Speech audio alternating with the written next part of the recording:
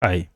In this video, if you wish to mirror your videos in Microsoft Teams, then in this video, I'm going to show you a step-by-step process on how to enable or turn on mirror video in Microsoft Teams.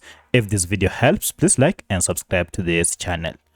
Alright, to do this, head to your Microsoft Teams account and then go to these three dots on top and choose settings. Now under settings, head to devices, and from devices, head over to video section.